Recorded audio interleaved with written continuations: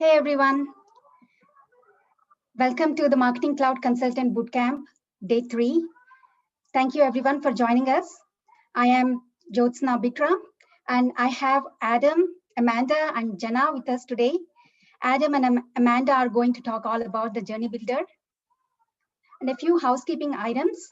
This session is being recorded and it will be uploaded to the YouTube channel at the earliest possible. And if you have any questions during the presentation, please type them in the chat window. We will address them during the session or at the end of the presentation. If you have any unanswered questions after the session, you can post them in the Slack channel and we will try to address them there. And all the additional resources and the videos and all the slide decks, everything will be shared on the Slack workspace resources channel. And here we are in the day 3 of our bootcamp. Today, we are going to discuss all about the Journey Builder. And if we look at the exam outline, automation takes up to 20% of the exam questions.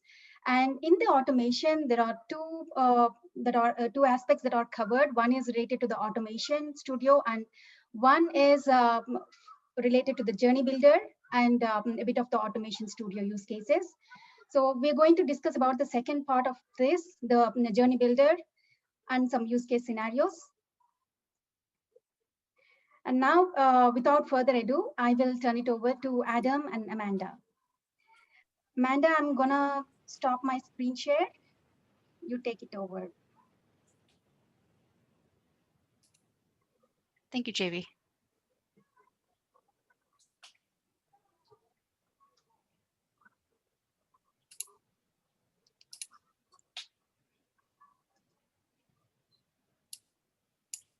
All right. Hey, everybody. I think I'm going to drive for most of the screen share, and we'll be bouncing back and forth between the slide deck and a training business unit that Amanda and I have access to. So let's see. Let me get some things out of the way here. All right. So here is here's kind of the agenda that we're going to go over, and I'll just hand it over to Amanda at this point.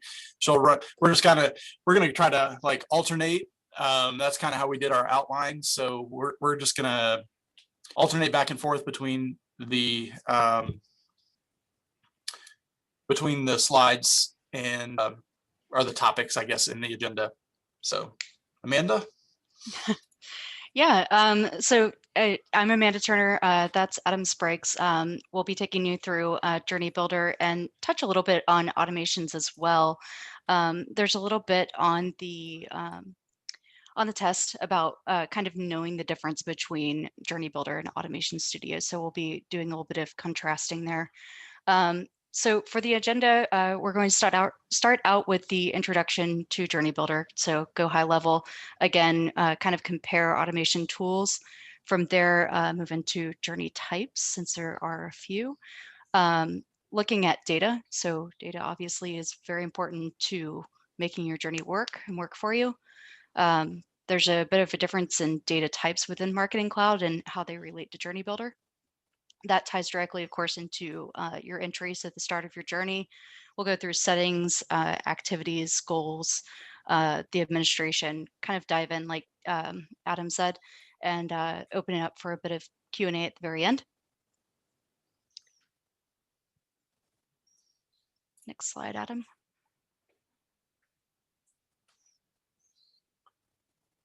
All right.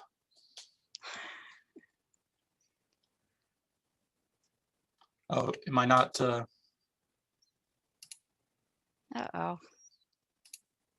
There we go. Am I sharing? Yep, so you are. There we go.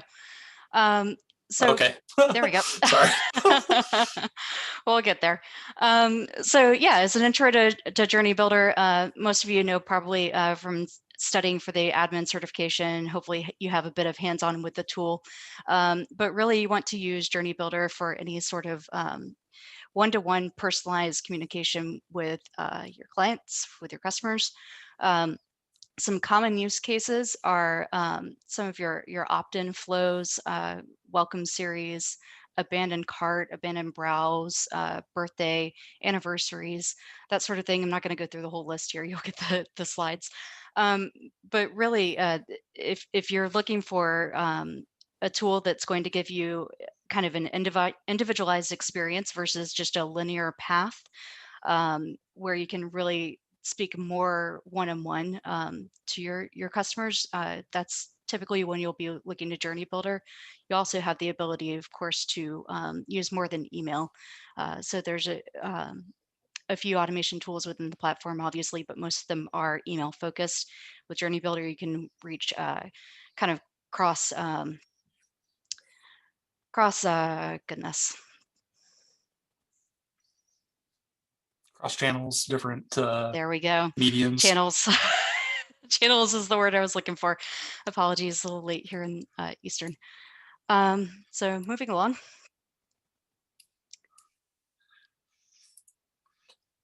So, so one of the things I'd like to talk about is, you know, when to use Journey Builder and when to use Automation Studio and kind of the strengths of each. As Amanda mentioned, that Journey Builder's bread and butter is that it is cross-channel, and that is in a contrast to Automation Studio. Automation Studio is a linear, batch-oriented automation tool within Marketing Cloud. Journey Builder is more of a visual and a you know, and activities are multi-channel, so you can your subscribers can enter into this journey and go down different paths based on their behavior. And a lot of that stuff is possible in Automation Studio, but it's more technical. And so Journey Builder does fulfill a role in facilitating multi-channel messaging for your customers and your subscribers. A couple of things too, as Journey Builder does have some reporting built in, so you can kind of visualize. You know, you can see the counts on the activities and the messages on the canvas. You can see kind of the performance of it by varying degrees of counts and reports and things like that. Also in Journey Builder, it's more event-based. So you know, if you think of in Marketing Cloud, you have it's more kind of like an API. You know, some event happens and they get injected into a path. However, in Automation Studio, it's more of a scheduled on a cadence kind of thing. Journey Builder gives you the opportunity to initiate a series of messages in kind of real time. A couple of the things too with Journey Builder now, this has changed recently within the last couple of years, where Salesforce is kind of emphasizing the possibility of using Journey Builder for single sends, and we'll talk about that a little bit later. But for the most part, though, you should realize that Journey Builder is built on top of triggered send definitions, and that's different than in Automation Studio, where you're combining an audience and an email together in a batch. And so the scale and the performance of Journey Builder is different than what you would use in Automation Studio. And so that's an important aspect of Journey Builder. While it can do very large volumes, Automation Studio sends are faster and can handle larger ones. And so really it does make it to where where Journey Builder is very, very much more tuned to real-time messages versus batch scheduled messages. Let's see. So one of the things too that I wanted to mention is and we'll talk about this a little bit more when we talk about when Amanda talks about data. But you know, a lot of the data relating to your messaging is central to this. You know, and preparation and mapping of where the data that you have is coming from is important, either with either tool that you use. So, you know, one of the things too that I like to talk about is, you know, and it does fit well with Journey Builder, is that visualization part of it, where you are visualizing and mapping the data and the messaging and what you're using for personalization in your messages. Those things, the good thing about Journey Builder is that it gives you a canvas to visualize that, and that exercise is always important, regardless of your marketing plan, your strategy. So let's go on. So Amanda, journey types. Yeah. You want me to, there we go. Yep. So as I mentioned earlier, there's a few different types of journey. We'll have a look at that within the demo. So right off the bat, you do need to select the type of journey that you're using. Originally, Journey Builder was designed with this multi-step journey, so just a blank canvas. Since then, the Transactional API event-based journey has become a thing. It's very similar to like a multi-step journey. Just you're kind of fixed into this API entry. We'll kind of get into the nuance of that. You do also have the API entry type for a multi-step journey, so that could be a little bit confusing, but we'll get into the nuance there. Single send, again, just like a batch send, however, you do need to keep in mind the throughput that we mentioned earlier. This may not be something that you should use for every batch send necessarily. Throughput will be increased coming soon, but just know that there are limitations there. As well as when you select the single send, you won't be able to select other items from the map. It's just for sending a single email, as it states. Then there's also the template. So a template is actually kind of what you make it. You can save a journey as a template and then use it in the future.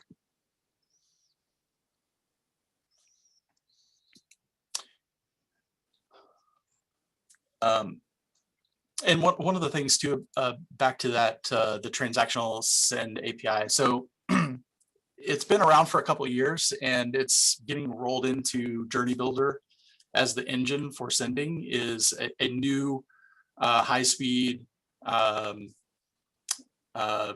don't know what you want to call it, mechanism for sending emails through Marketing Cloud. It's very much an API developer focused REST API kind of backbone thing. And in the last couple of releases, Journey Builder has been enabled with this Transactional Send API, and it's different than a triggered send. Like if you, in interactions in Marketing Cloud, you can create a triggered send definition, which is a queue waiting for an API call to inject a subscriber into the queue, and then the queue is processed one at a time, you know, first in, first out. The audience is combined with the email and then compiled and sent. That triggered send definition is historically what Journey Builder emails have been based on. That mechanism is the thing that is the engine that sends the emails out. This Transactional Send API is new, and it is like it's on a high speed level above the normal sending engine for emails, regardless of whether it's a transactional email or a batch email. And the reason this is interesting when it comes to Journey Builder is that it's the first time there's an interface in your account for this transactional messaging API. Prior to the recent releases that enabled this in Journey Builder, you couldn't see, you had to interact with this API only via API. There was no interface for it. So as the single send has been becoming a thing in Journey Builder, it's leveraging this transactional send API. And now you have a journey type where you can actually see messages queuing into this new high-speed mechanism inside of Marketing Cloud. So it's kind of a cool thing. It's got some other features that are pretty technical, that are like I said, more developer focused, but it's the first of many more probably movements from the regular triggered send based sending engine of Journey Builder to something that's a higher speed to handle larger volumes. Adam, I I'm guess going I can to talk about this already. Yeah. Hey, What's we've that? got a question from the audience around this kind of thing that I figured would be good to Okay. drop in on you since you're Awesome. talking about it now. Okay. They've asked if you could expand Yeah. upon what the difference is between the transactional send and the API send and triggered send emails. Yeah.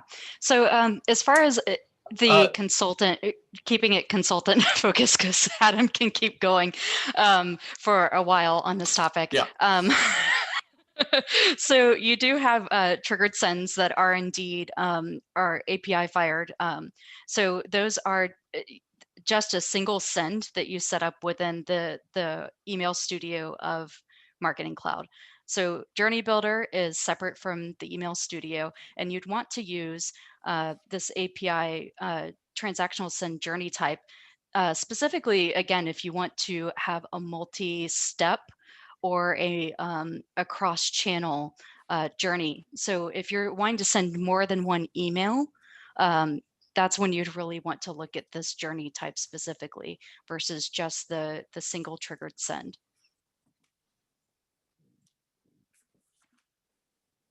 Yes, exactly. The transactional send API also has some features that aren't enabled in Journey Builder yet, that probably will be, and they have to do with reporting and tracking data. That will be cool when it comes out someday.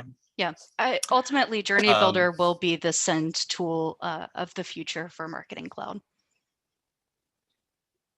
Yeah. Couple of other considerations, scale. You know, you don't want to dump a huge audience into Journey Builder as a single send. You will notice how slow it sends because it's still basically sending through triggered send definitions behind the scenes. If you have multiple journeys, don't have them injecting subscribers on the same cadence. You know, smaller tactical journeys are better than large, huge ones with tons of things on the canvas. I think Amanda could attest to having to maintain very complex journeys. It's better to start simple and expand later. They're difficult to maintain if you get a huge canvas full of tasks. You know, waits under an hour is normally one of those things where it's just a concurrence thing. If you don't need to wait that long, don't. And you know, you should have a dedicated source for your journey entries. Each journey should have its own dedicated source. And you know, it's good to think about your data and what you'll need for your decision splits, and also your, you know, in addition to entry, you also need to think through what data will you need for your decision splits, and is that part of the entry audience or not? Mm-hmm. Let's see. So journey data versus contact data. Amanda, you want to take that? Sure, yeah. So journey data, we kind of keep talking about having, you know, the data that you need right in the entry. The reason why that's important is mostly for performance. But what you really should know around that is the fact that it is very static. So it's not changing. Hold on, there we go. It's not changing from the point of entry. So if you update that data within that, specifically if you use a data extension entry, if you continue to update that, you're not going to receive that new data throughout the journey. You should be using contact data.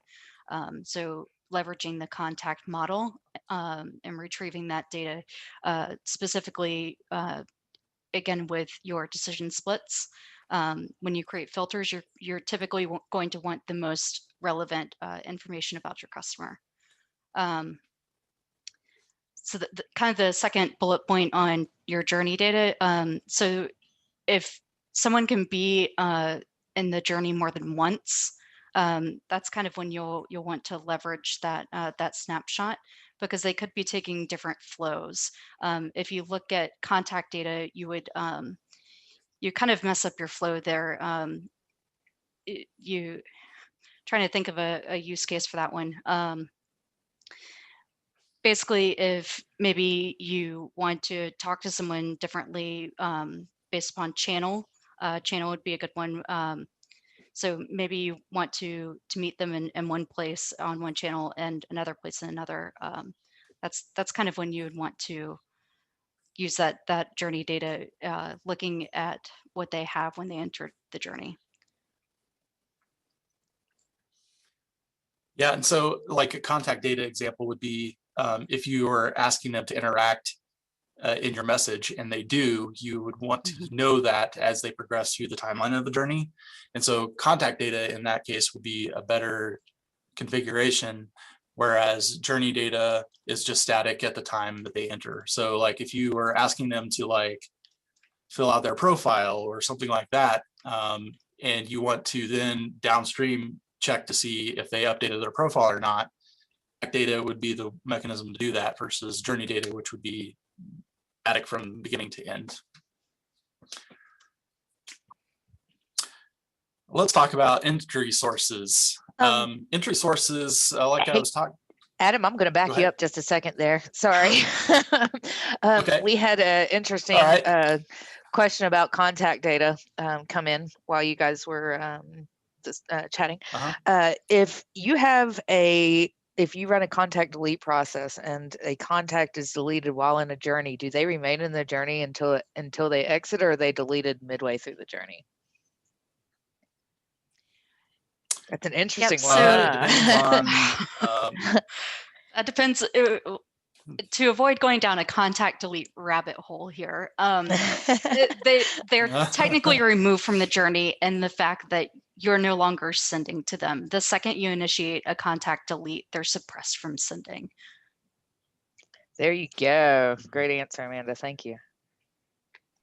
And it's configurable how long they're in limbo before they're actually deleted. But yes, so as soon as you initiate a contact delete on a subscriber key, and that subscriber key is in your journey, then they won't get the message. So they're effectively removed. Now, how that affects reporting or all of those other things, that's the rabbit hole that Amanda mentioned. But generally speaking, they're suppressed. They're not ejected. They're just anonymous. So. They're anonymous at that point. Yeah. Yeah. Thank you. I mean, that makes sense.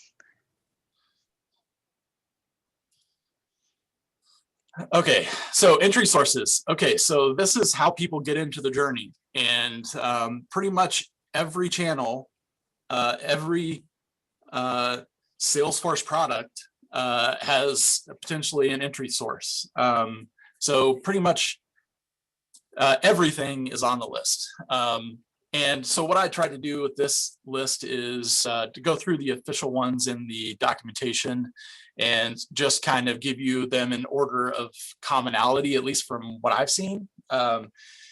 And most of the time, you are populating or entering people into a journey with an automation. And that is kind of a weird combination to have an automation powering a a journey, but and some of that stuff is kind of folding into Journey Builder, but for the most part, the automation gives you an opportunity to use a query activity or a filter or something like that to qualify people to enter into the journey.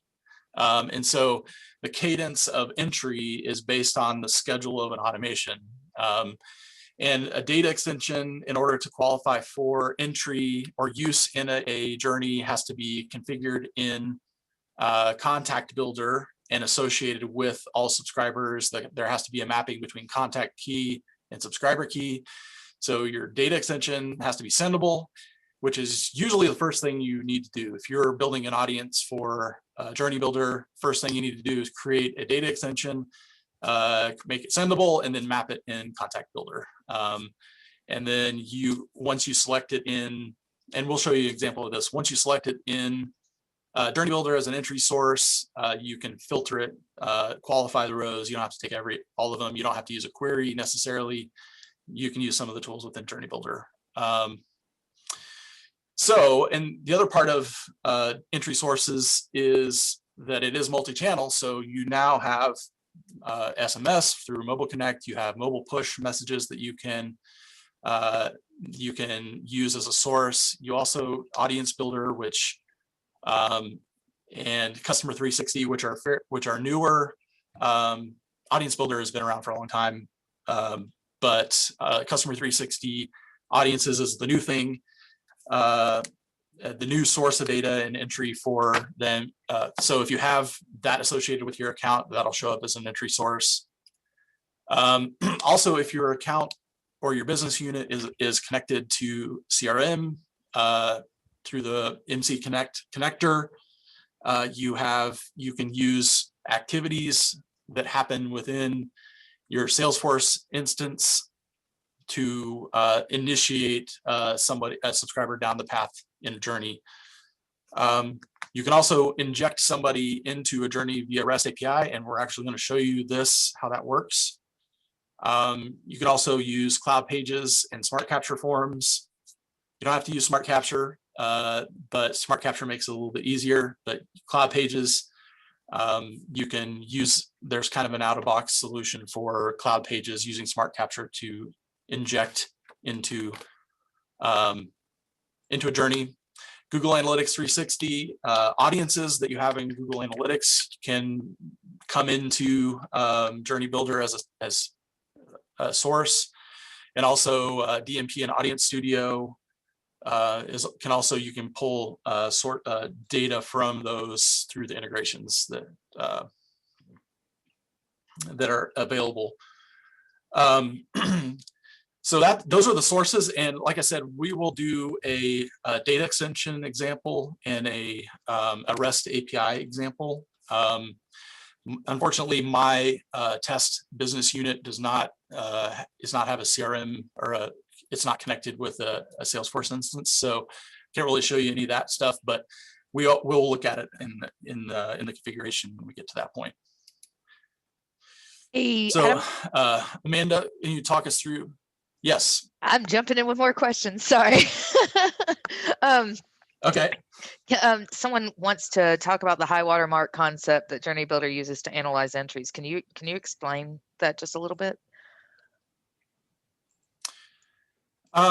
So I think the whole concept of high watermark has kind of been deprecated.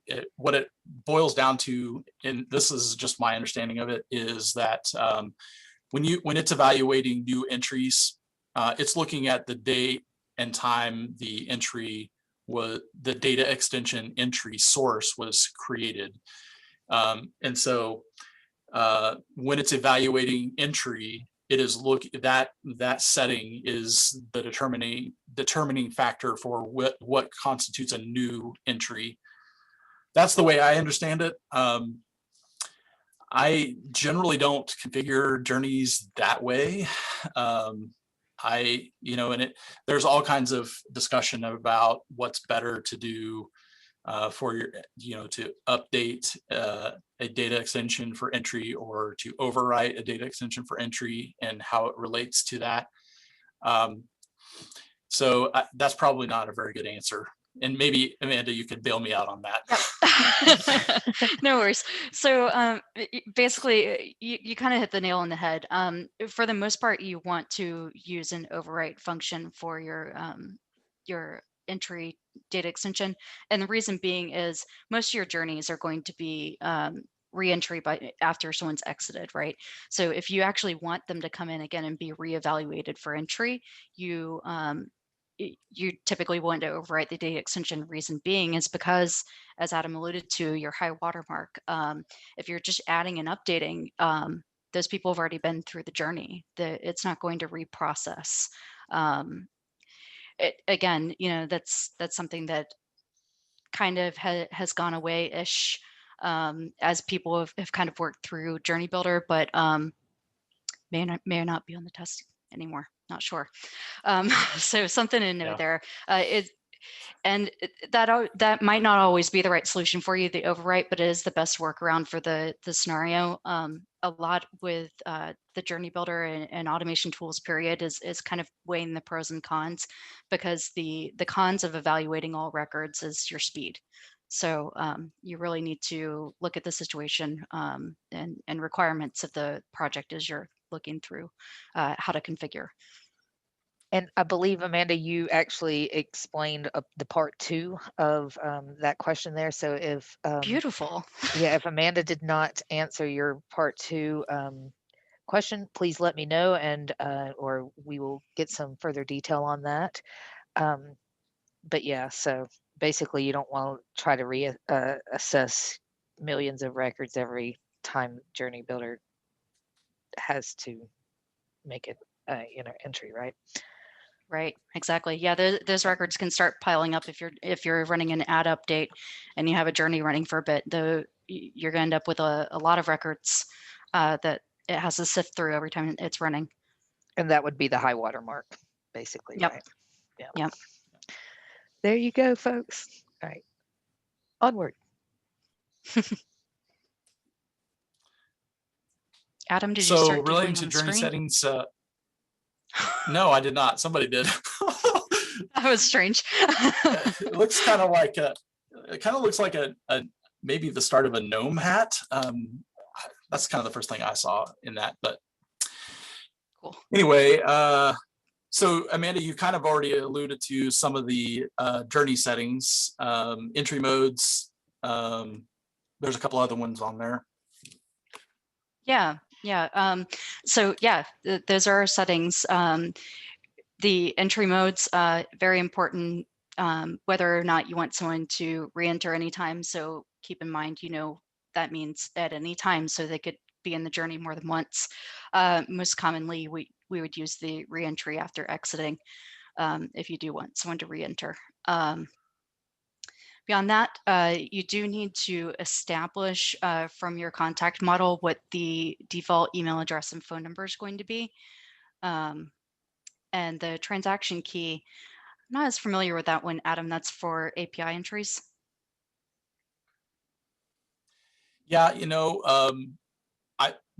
this section of the slide is kind of, these settings are in a couple different places, and the transaction key is related to the entry event, and I will cover that a little bit. Okay, cool. So let's look at a couple of sample journeys. How about that? So first one I want to talk about is let's see. Let me go back to my journey dashboard here.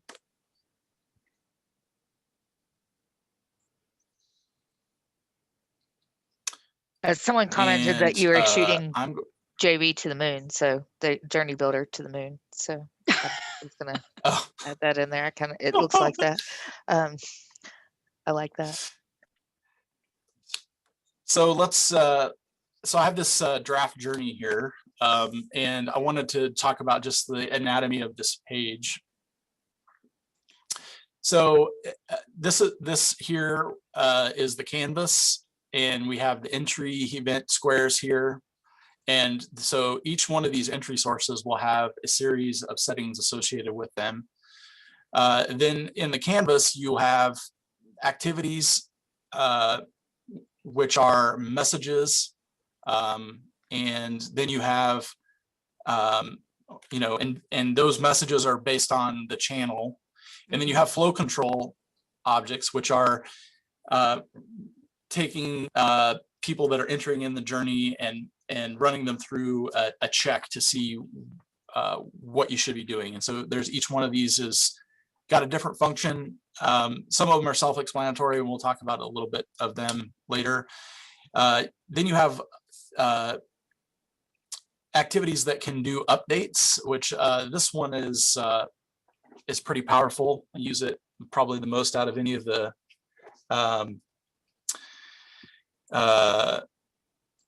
these updates. And then you have Sales and Service Cloud kind of things where you can actually do interact with Sales and Service Cloud. And then, of course, one of the cool features of Journey Builder is you can create your own custom activities. So there's a possibility of including third-party activities in your journeys. And a good example of that that I've seen is direct mail. So if you want to send an email to somebody, if they don't interact, you send them a postcard in the mail. That is generally enabled by a custom activity or something from App Exchange. So a couple of things first that I wanted to cover is in this example, and this is kind of a one that I see a lot, is that you're going to have a data extension as your source for entry. And so what I did when I created this was I created a data extension in my account, and I called it Journey Event. And then in Contact Builder, in the data designer, so if I go back to data designer, I go into here to email data, and lovely. Let me refresh. Adam, in the meantime, it comes up. Do you mind to stop your screen share and reshare it again? I'm thinking these green marks will go away once we reshare it. Okay. There we go. Okay. That's a good idea. Okay, so in Data Designer, I'm going to, and the whole point of this is to identify in your entry source how your data relates to all subscribers, or the contact model in Marketing Cloud. And contact key is the key part of that. And so what I ended up doing was I created this. I created a data extension and associated it with the contact model. And so then that enables me to have it. So this is the connection here, and you note that contact key is mapped to subscriber key, and it's a one-to-one relationship. So that is the preparation for using a data extension entry Decision source. Yeah. Right, and yeah, so that is, establishing the connection there, and it also powers the, as Amanda mentioned, the decision splits. So, and so the cadence at which this is, the entries are controlled is based on the schedule of an automation. And so I have an automation configured in here that is, all it's doing is creating a fake email address, basically, and just injecting it and selecting it into that data extension. So that entry event is based on the schedule of this automation that's running. And so this is just qualifying people to enter. Now, where you might want to do this is, say you have a welcome automation, and this is kind of one of those scenarios that we see where we want to incentivize subscribers that are maybe new to a loyalty program, or we want them to start interacting with your brand. You may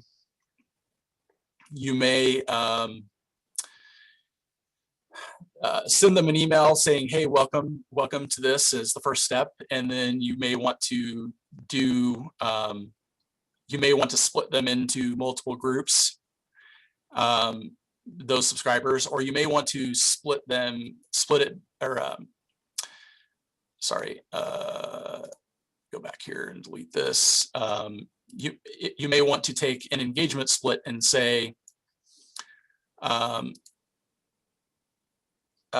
if they interacted with the email or not, you will send them another message. And that's kind of the whole idea with the decisioning, is that you can have it be based on just duration or the attributes that they have, or you can send them down a path based on how they interact with the messages that you are sending through the journey.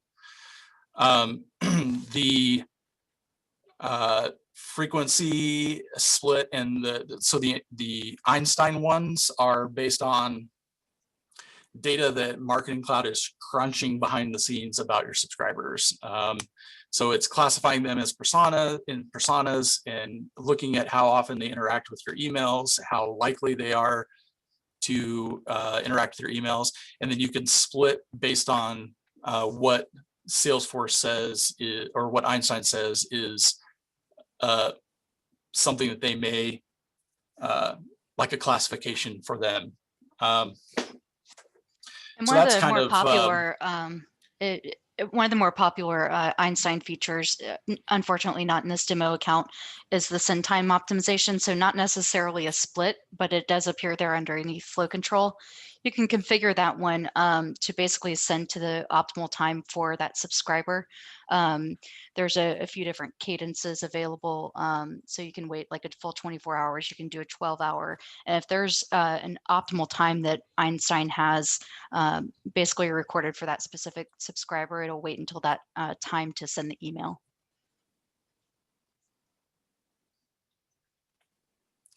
Right. One of the things that I've seen quite a bit, and this has been a topic in a lot of other places, is using update contact. Well, update contact is a way of, in essence, updating a data extension from within the path of a journey. And so a lot of times you'll see update contact steps being used for journey logging, or just when did this person enter or exit the journey. This is a really powerful little action here. So speaking of the, sorry, Adam, I'm going to bump in there. Since you're talking about the contact update activity, we had a question that came in earlier about it. If the contact key is not the primary key, will it update all matching records for the customer update activity, or for customer update activities? There you go.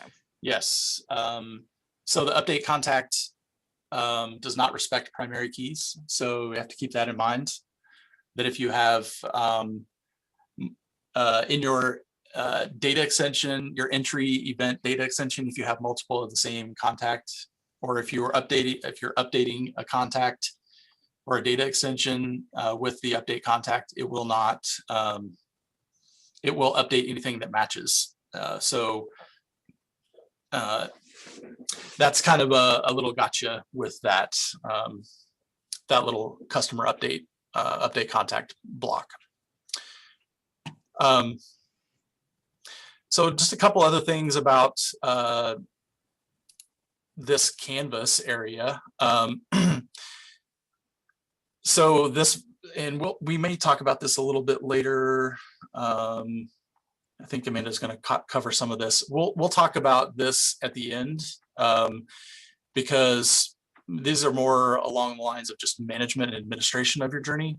But the main part of this is, configuring your entry events, determining where your data source is coming from. That is all in this area here. And then the activities are all how are you going to message them? And then these are more of like data related updates and the flow control, obviously, with different things like that. So let me show you quickly a different, an alternative way of entering a journey. So this journey I created with an entry event of an API, like an API entry event. So like this API event. And when you do this, instead of using an automation to control the timing of it, you are using an integration with the outside of Marketing Cloud to inject somebody into a journey.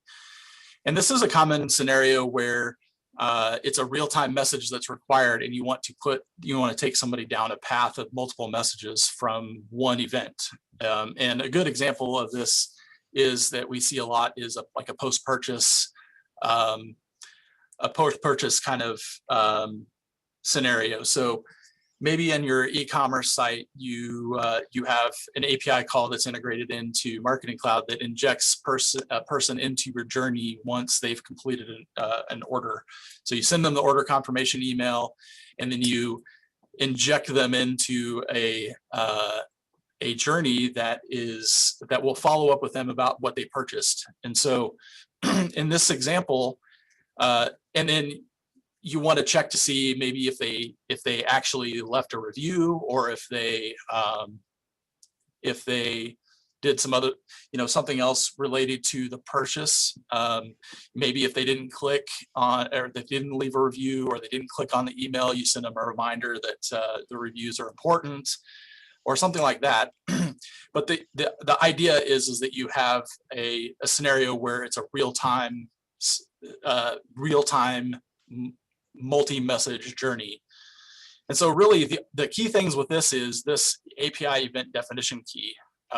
And when you create one of these, you're creating they will give you an event definition key. And when you make, and it's using the Marketing Cloud's REST API call, REST API. And really all you have to do in that case, in terms of the integration, is to authenticate your API call, and then you send, in essence, you're sending a data extension row to Journey Builder. So you give it the information about the subscriber, and then you pass along any information that will ultimately get stored in the data extension. And you're in essence just injecting a row into a data extension using the API.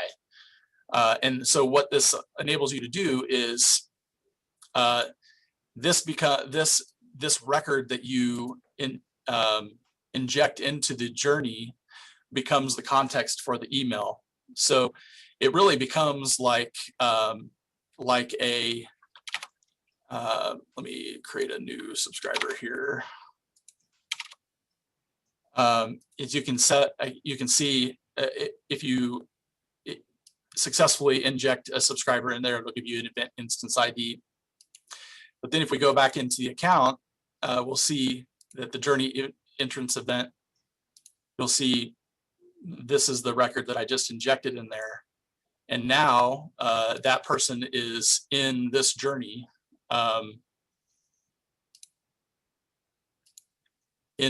that's running, and you'll see, eventually you'll see that person flowing through and getting this email. And it's really just based on that API event definition key. So those are two examples that are pretty common with how to use Journey Builder. And I know we didn't really focus much on the actual canvas, but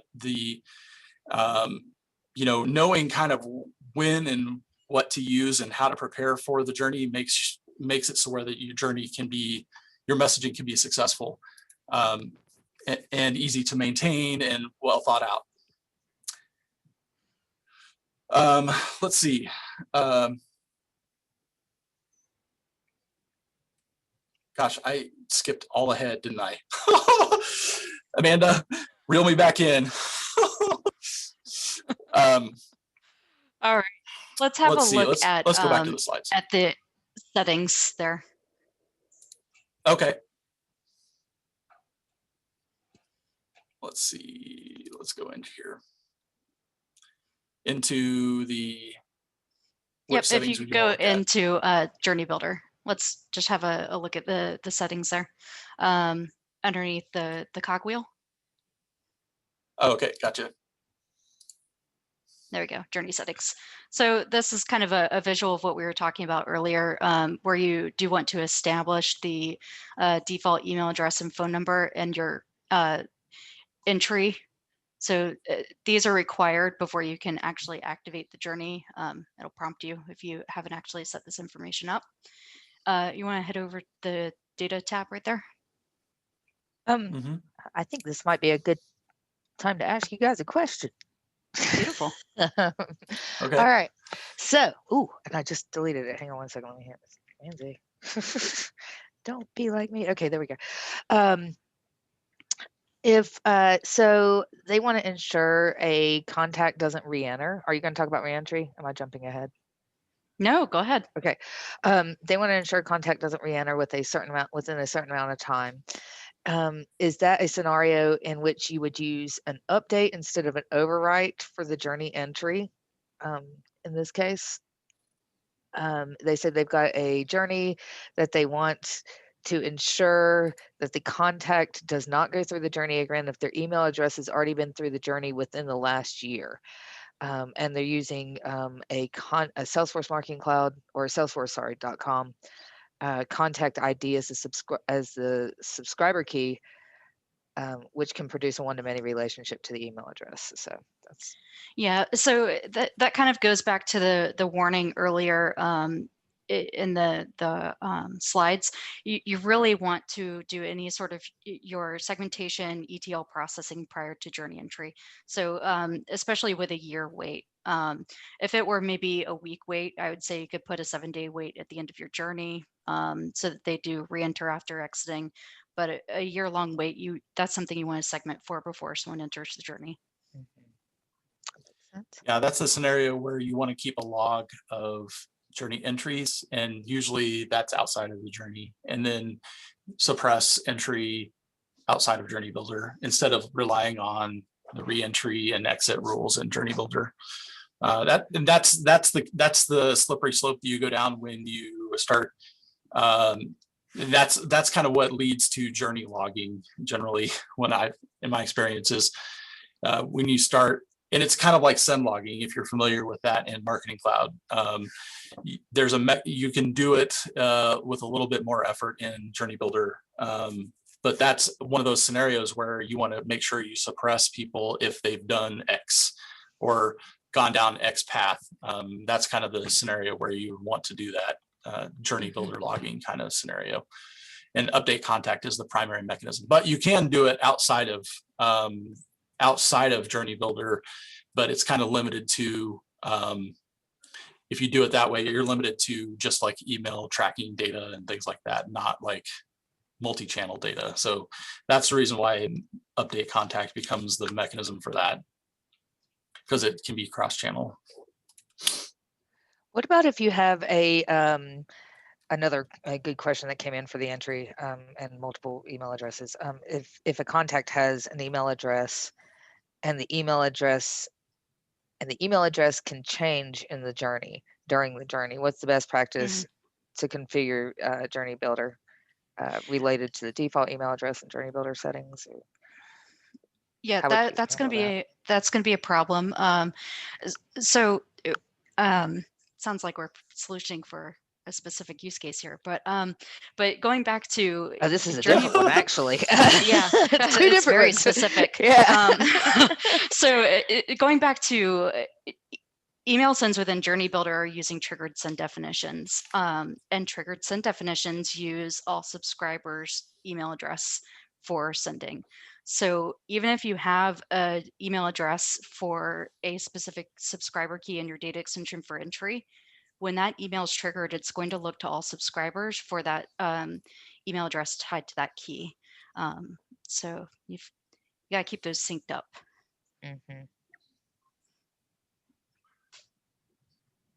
Yeah, that's really a function outside of Journey Builder to maintain that, especially when you start talking about email address changes. There's all kinds of little nuances about that. Absolutely. Yeah, It's a good question. It's a real question. Yeah, if it's It's a real question. Exactly. Not an exam question, probably, but a real question. Right, not an exam question. Yeah, but yeah, those are sort of the real world scenarios that you do have to think through as a consultant now. Now, if a subscriber does Yep. change their email address or make a change and doesn't, you know, and you don't have a process in place to mitigate that change, then yes, they will receive that Journey's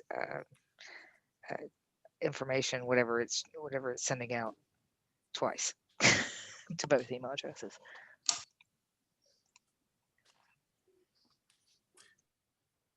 So doing a quick time check, I think we're running a little bit behind. So Amanda, let's you and I talk about this administration part. We've kind of talked about it a little bit already, but you know, I think one of the main things that I think is important about administering a journey is versions. You know, versions are logical groupings that enable you to make changes to a journey while a journey is running. Obviously, it's a version. But here's the thing about journey versions is that when somebody enters in a journey, a version of a journey, they are in that version through the duration of the journey. So one of the things that I see a lot is, you know, like, you know, we want to stop this version of the journey because we found a problem with it, and we want to take everybody from this version of the journey and put them in this other version of the journey. It doesn't work that way. Once you put somebody into a version, inject somebody into a journey, they stay in that journey until you stop that version and eject them all, or you let them run all the way through it. And that's one of those things that's kind of confusing. But if you know that that's how it works, you'll want to do simpler journeys. Because, you know, making, if you want to move people from version to version, you probably should think about doing an automation instead. But it is a powerful tool in that you can change the path, but it really is from that point forward for your entrance all the way through the end of the journey.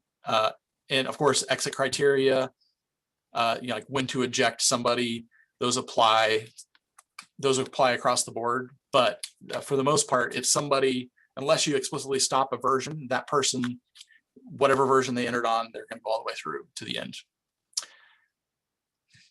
Any comments on that, Amanda? I was just going to elaborate. So versioning, like you said, a pretty powerful tool, and you can create a new version to adjust your flow, to add steps.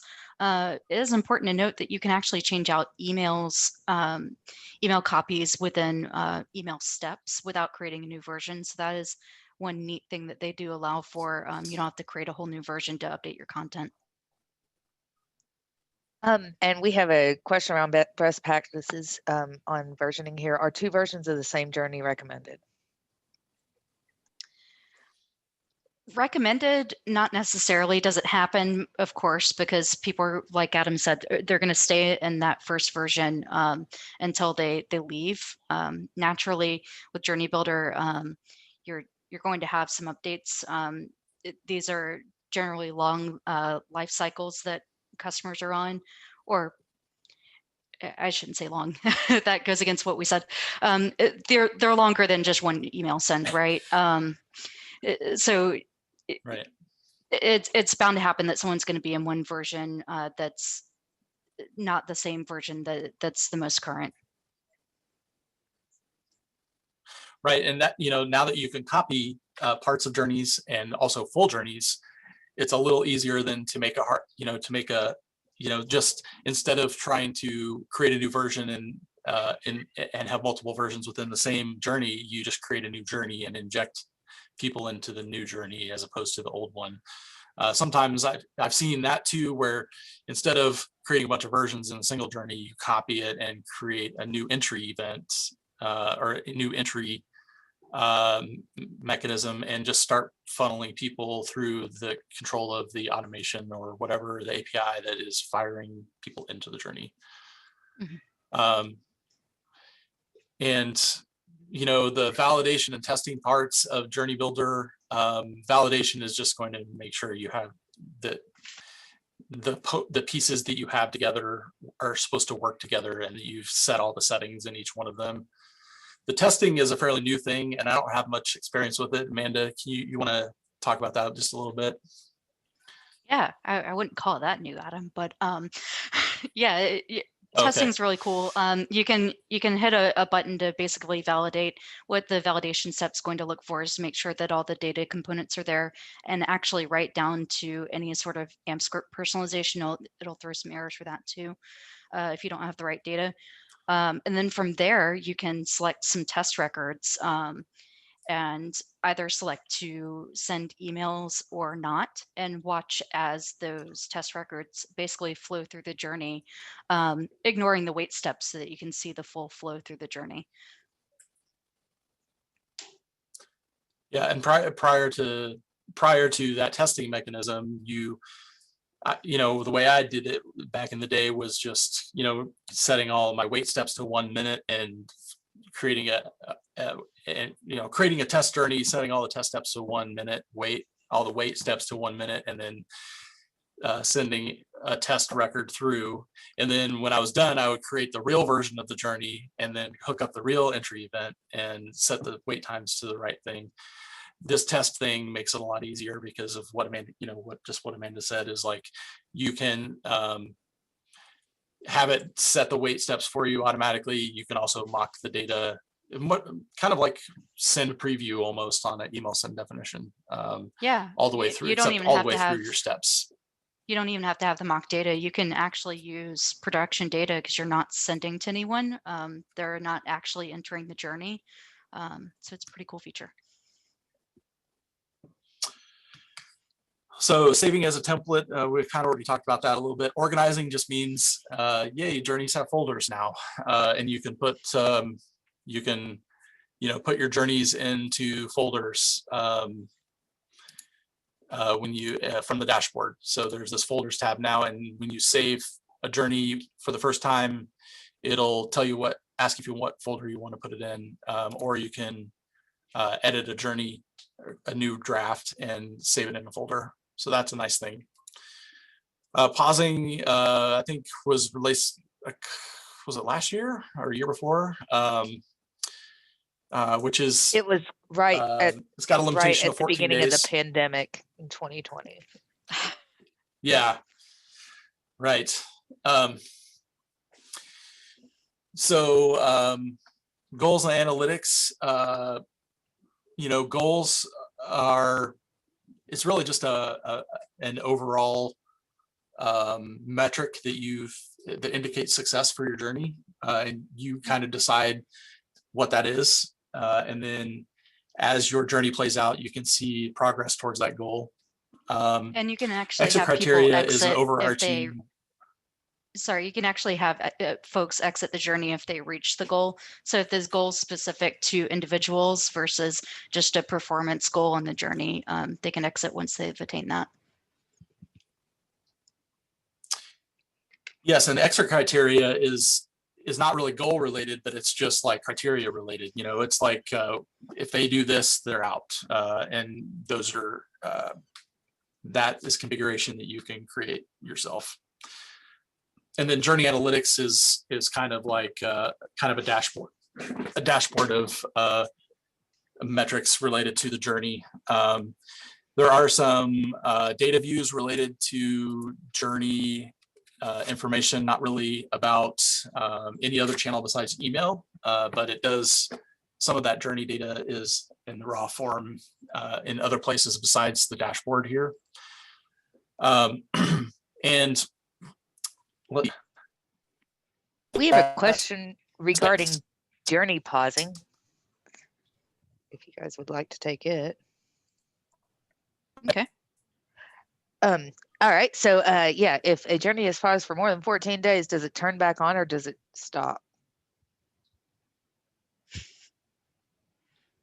I think that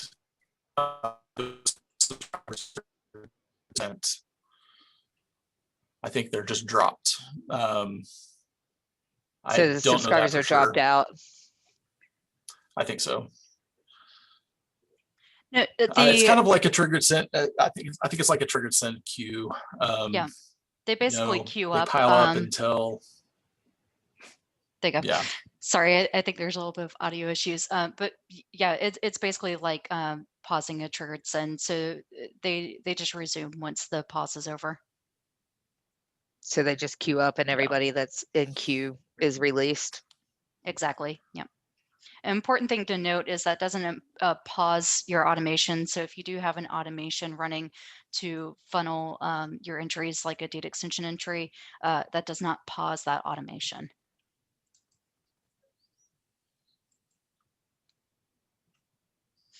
Makes sense.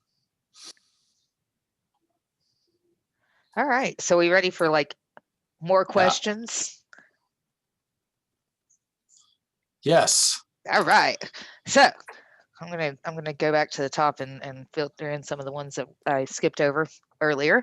All right. So this is I'm not sure if this is actually a journey builder question or if it's a content builder or excuse me, a contact builder question. So JB, if we're going to be discussing this later on in your bootcamp, please just let me know and we can shelve this one, table it for later. Okay, so in Journey Builder, if you add contacts from Email Studio, when you can view tracking. If you use Content Builder, you can manually update data in Contact Builder. True or not? So I guess their question is if they're asking if you add content tags via Content Builder, can you manually update the data in Contact Builder?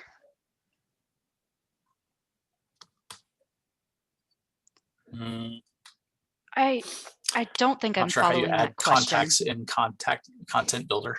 Yeah, I was wondering that too. Other than like a upsert DE function or something like that, I'm not sure if you can expand upon your question. I know you asked it earlier on in the presentation. We'll be happy to get you an answer for that. Moving on. Let's talk about traditional triggers versus Journey Builder triggered sends. This person is saying that they have all their transactional email sends set up as traditional triggers. Is it best practice to move those over to Journey Builder, or would you keep them as traditional triggers for just single step? I wouldn't move them because you're going to be changing more than just marketing cloud functions at that point. That could be an API change on another end there, whether it be a website or whatever.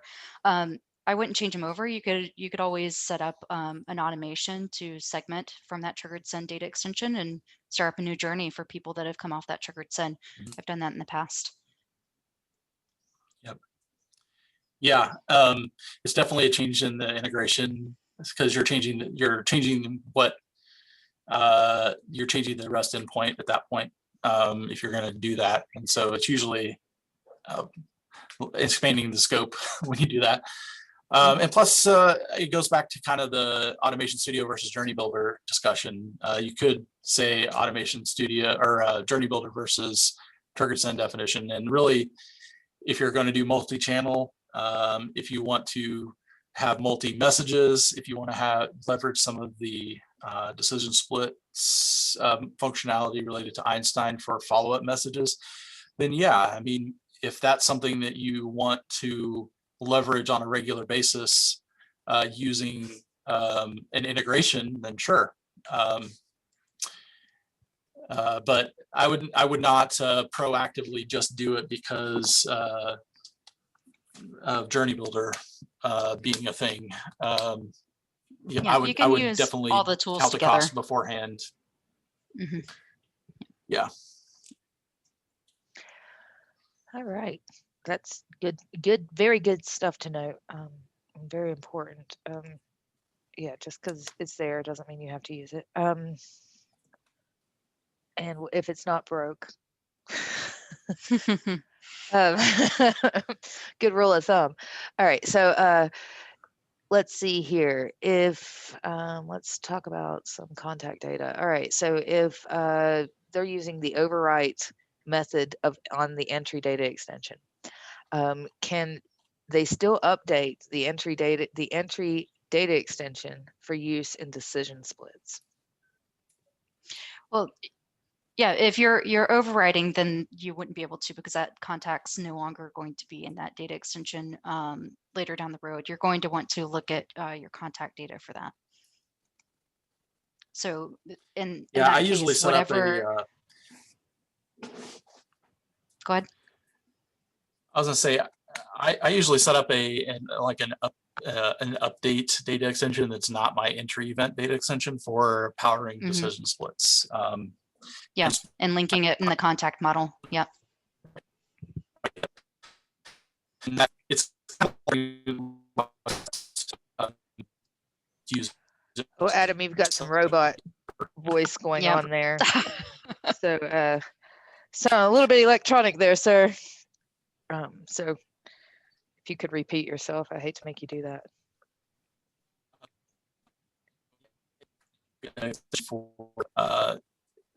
For use in my decision splits that's different from the entry event data extension. And I will, if I'm using contact data and I need data to check in a decision split, I will add that secondary data extension to the contact model, as Amanda mentioned, and then reference it in the decision split. So like I have an external process that is updating this secondary data extension, and then the decision split is looking at that instead of the entry. That's the way I've done it. I mean, it's not the only way of going about it. It really depends on if you're overriding or updating your entry event, but that has nuances like we already talked about. Yeah, it's best to just run 2 data extensions like you're talking about. All right, let's see here. What's the difference between contact ID and contact key, and how can they be linked? Ooh, yeah, you're not going to be linking those. So contact ID is system generated. Your contact key is something that you're designating. Yeah, so you don't really want to mess too much with contact ID. Yeah. Yeah. Contact ID is also confusing, especially if you have a integration with CRM. Stay away from the IDs. I mean, you have control over the contact key and subscriber key, and contact IDs in general are good for passing around in analytic strings and all of that, but the contact key is like what you said. It's what you set the identifier for that subscriber to be, and that's preferable. All right, let's talk about some send time optimization real fast. So if there is no preferred time, it will send immediately, correct? Correct. All right, so if you have numerous activities using send time optimization and no preferred time is identified, would it send all emails back to back? Ideally, you'd have wait steps in there. Otherwise, yes, you will be sending emails back to back. Because it's going to say, hey, this person likes to open their emails at this time, and guess what? It's going to send all those emails at that time. That was a fun question. Whoever asked that. All right.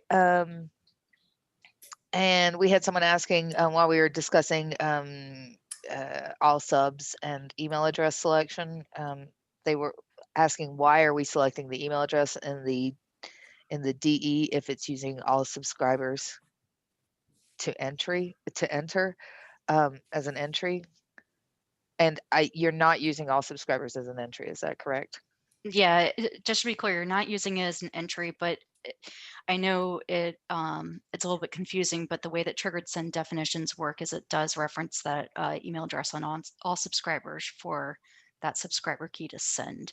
That's just the way the platform's built. Yep, contact model. Yeah, and yeah, when you start dealing with email addresses, you find weird things like that. But yeah, that's not really a journey specific issue that happens across the whole platform. Yep. So. Oh, and the person that asked the question about adding, if you use Content Builder, you can manually update data in Contact Builder. They said that it was just something they heard on a webinar, so they were just trying to figure out exactly what was going on there.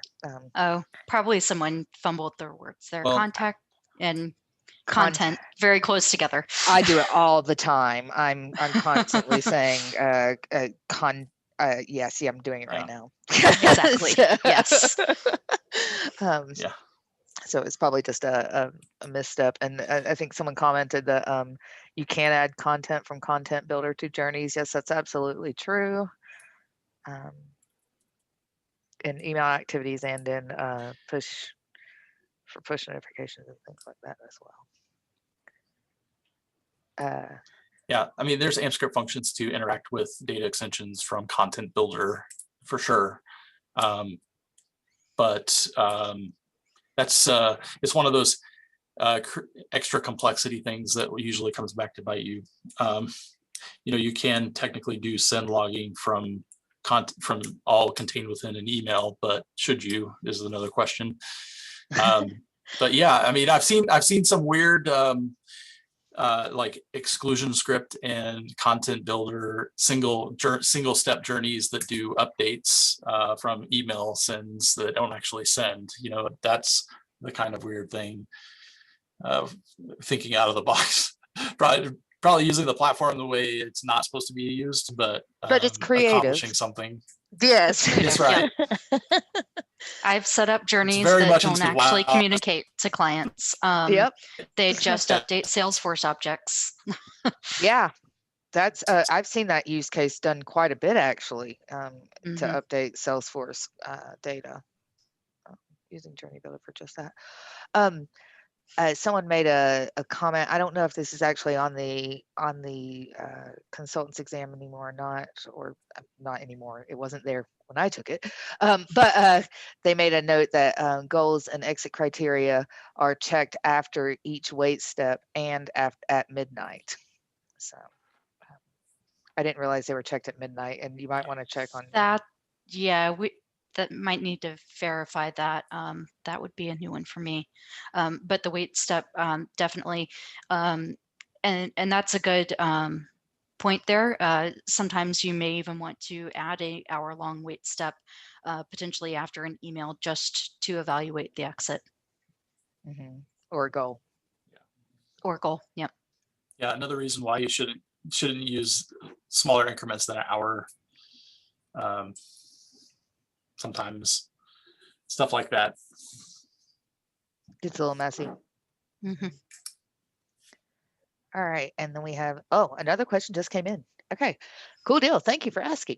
Okay, so for viewing the contact path for a particular subscriber key in Journey, in the Journey, do we have to change any settings? They said they tried many times in their org and they're getting no records found at the time, even though the subscriber key got the email from that journey. Okay, viewing a contact path, that leads me to believe that they're in test mode and validating the journey. Unless they're trying to do some tracking. I'm a little unclear. Not in test. Oh, in the Journey Health. In the Journey Health, yeah. Yeah, I have seen some weird results sometimes on particular subscriber records using that tab. Sometimes I've had to open up a Salesforce case to figure out either what something means or if there's an error. I haven't seen one that gives no records. Perhaps there needs to be a date range adjustment.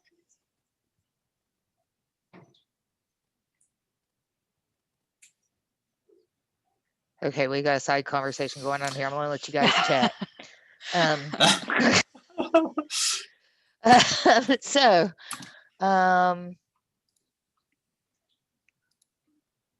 yeah, they're saying that you can use the data view, the journey activity.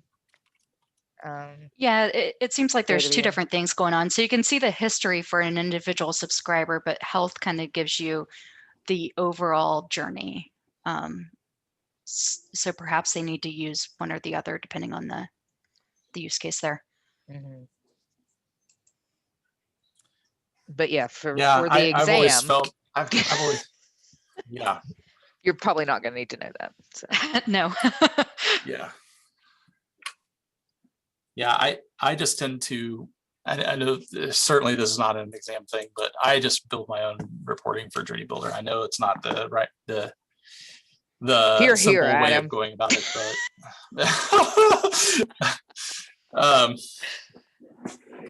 you know, there are mechanisms to make it pretty accurate, and you can analyze it and build the data however you want. But it's not a drag and drop simple dashboardy type solution for sure. Journey Builder is still a work in progress, folks. It's come a long way. Oh, it sure has. Yeah. And you know, Salesforce is investing heavily in it, so it's like the only one of the major pieces of Marketing Cloud that is getting a lot of attention. So I would expect there to be a lot of enhancements to it. So just about every release is doing something different to it. Yes, it's definitely forward-looking statement. We're not Salesforce employees, so I don't think that matters. Okay, guys, we don't have any more questions, but if you do have any more questions later on, you can ask them in the Slack channel and toss it back over to JB. Thank you very much, Adam, Amanda. Yeah, thank you, everybody. Thanks. So thank you all for joining us today. As I mentioned in our previous sessions, we have a few Salesforce certification vouchers to give away to the attendees. So the criteria for that will be to attend all the 8 sessions, and you must be present on the 8th session, and make sure that you're using your full name when you log in. And our next session is going to be on 25th. That is by Elliot. He's going to cover the messaging and a bit of the data modeling. And with that, we can wrap it up. We'll see you next time. Thank you. Thanks, everyone. Bye-bye. Bye.